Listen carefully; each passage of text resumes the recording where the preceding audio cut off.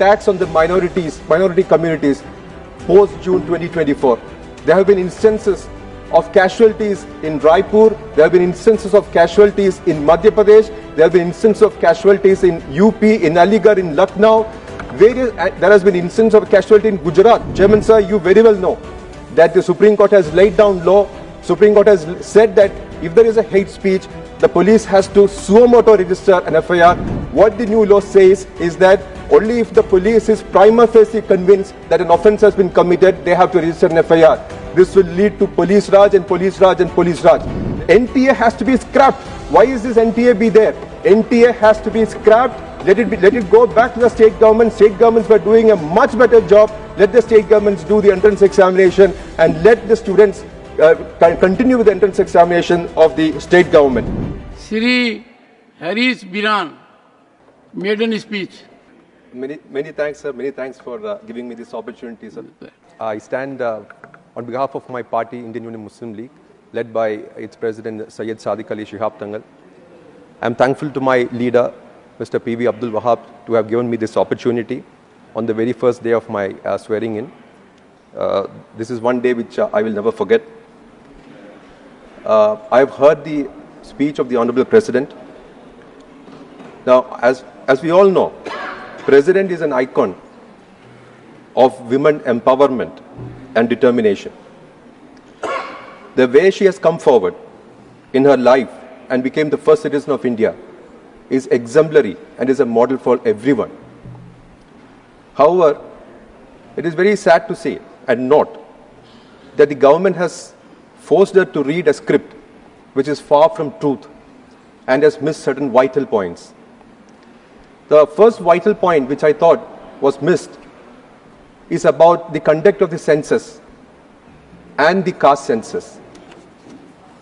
Now, caste census, sir, you are an expert. You are an expert in legal field. You are an eminent lawyer. It's a constitutional mandate under Article 16(4) that the government has to conduct a caste census every 10 years. Why is the caste census to be conducted?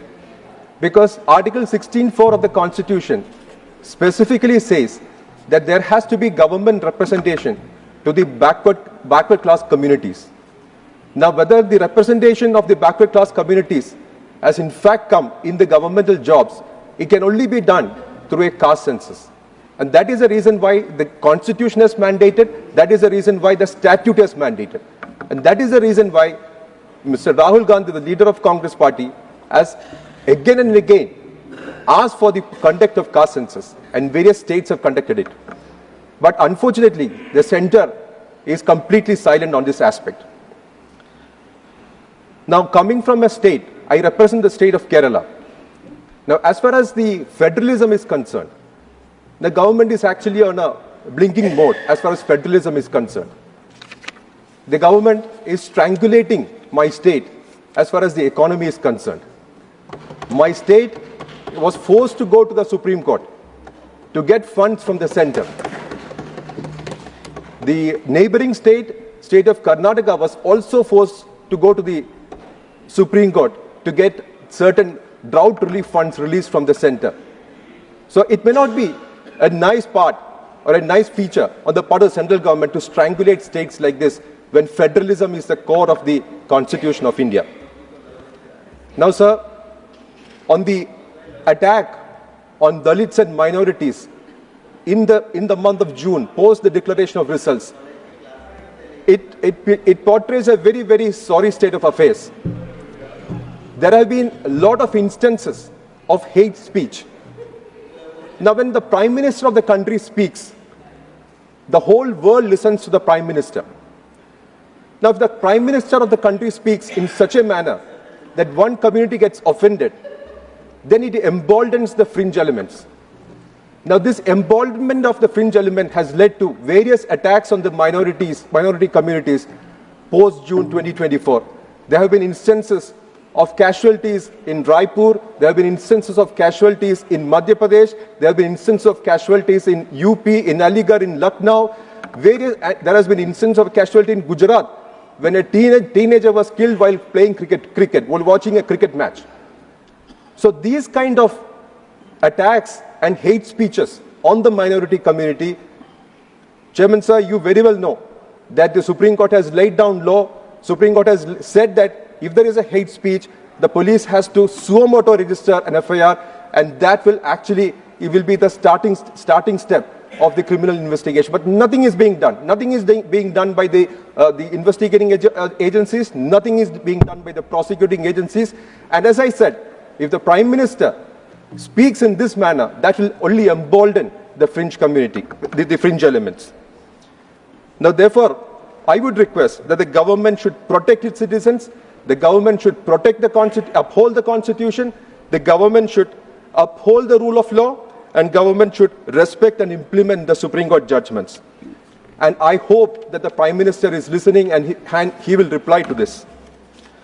Now, coming to the aspect of the criminal laws, Chairman sir, you know the criminal laws, the Indian Penal Code and the Criminal Procedure Code has been replaced, and a new set of laws have been implemented from the 1st of July. Now, the citizens of the country are very skeptical now. Why are they skeptical? Because these particular laws are replacing a law which has been there for over 100 years.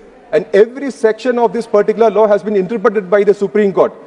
And Chairman sir, you very well know how much time it will take for a section to be interpreted by the highest court of the country and to be made as a law of the land. Now, if a new law comes, a citizen of the country will be very skeptical as to whether he has done a crime, he has not done a crime, whether he has done a wrong, he has not done a wrong. Because everything will be in a very fluid state at this point of time. Therefore, he will have to go to the court, he will have to get an authority from the court, which will take another 20-25 years. And plus, this particular new criminal laws is giving police a high-handedness, because the registration of an FIR itself, the police will not do, because under the new law, what the new law says is that only if the police is prima facie convinced that an offence has been committed, they have to register an FIR. This will lead to police raj and police raj and police raj. Therefore, my request to the government is that you have to reconsider this. You have to reconsider. There are a lot of skepticism on the citizens of this country. You have to allay the fear of the citizens of this country as far as the new criminal laws are concerned. Now, the NEET. Now, Chairman sir, a lot of people mentioned about NEET and the kind of malpractices which were committed in the NEET which has been conducted. Now, 24 lakh students over a period of 2 or 3 years of their hard work comes and write this NEET. Now, because of the malpractices committed by officials and non-officials and in collusion with a lot of people, the future of these particular students are in danger. Now, Chairman sir, you very well know, the Supreme Court has in fact held that if one particular student has got an admission through illegal means, the whole examination has to be cancelled, because we don't know who are the students who are going to get admission, whether they are through legal means or illegal means. Therefore, in the fitness of things, I feel that this House should adopt this thing, that this particular NEET examination which was conducted this year should be scrapped and a new examination has to be conducted, because that is the only way that justice will be done to the students who have worked for almost 2 to 3 years continuously. And this national testing agency which has been conducting this test have been undergoing these kind of doing these kind of malpractices over a couple of years now. So therefore, this NTA has to be scrapped. Why is this NTA be there? NTA has to be scrapped. Let it go back to the state government. State governments were doing a much better job. Let the state governments do the entrance examination, and let the students continue with the entrance examination of the state government. Now, on the aspect of voting, there are the caption of the Election Commission of India is that let everyone vote. Now, as far as the migrant workers are concerned, there are a huge number of migrant workers in this country. As Chairman sir, you know, there are almost crores and crores of migrant workers who are unable to vote. There was actually a bill which was laid in the Lok Sabha for voting of the migrant workers. That is a distant voting of migrant workers. And there are numerous lakhs and crores of non-resident Indians also, as far as the voting is concerned. Now, these citizens of India who are migrant workers as well as non-resident Indians are unable to vote. I think it is high time that there should be some amendment to the Representation of People's Act so that this section of the society also can vote.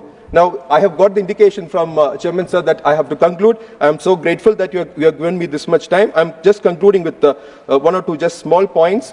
One is on the infrastructure. The infrastructure which the government claim is collapsing on a daily basis, the government has to reply on these aspects.